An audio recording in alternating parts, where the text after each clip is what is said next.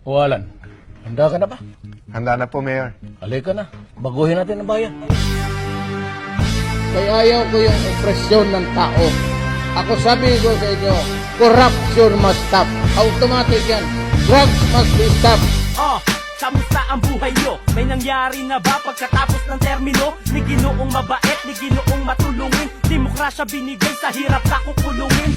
Ilang taon na tayong malaya, ilang taon na rin ang tao'y dinaya. Gumagamit pa ng matamis na salita. Ang kakain ay gobyerno, maghuhugas ay tukha. Ang kakapal ng mukha, may kapalit kang tutulungan. Mayaman ang at nagpapayaman pa sa kanyang upuan. Imulat ang mata, buksan ng pangunawa. Halos puro problema ang Pinas, walang ginhawa. Kaliwat kanan, ang droga at krimen.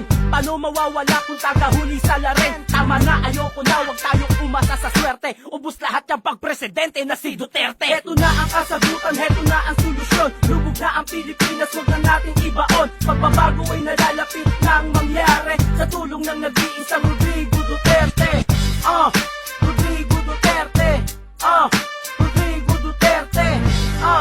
Rodrigo Duterte. Sama-sama tayo kay Rodrigo Duterte. Kamusta Pinoy? Ano na ang balita? Ang tuwid na daan, iyo na bang nakita? Mga pangakong matamis, tila ba ay pumait? Papalag ba kayo na ganun pa din ang papal? Benepisyo para sa lahat, bakit pinagdamot? Tuwid na daan, ba tila bumaluktot?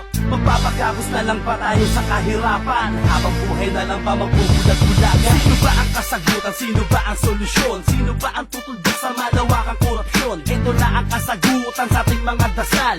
Dumating na ang taong dapat ihalal. Kailangang pipigilan ang laganap na krimen. Lahat ng masasama ay sasamain. Pagbabago na inaasa, malapit ang mangyari kapag nakaupo na si Rodrigo Duterte. Heto na ang kasagutan, heto na ang solusyon. Lubog na ang Pilipinas, huwag na natin ibaon. Pagbabago ay nalalapit nang mangyari sa tulong ng nag-iisang Rodrigo Duterte.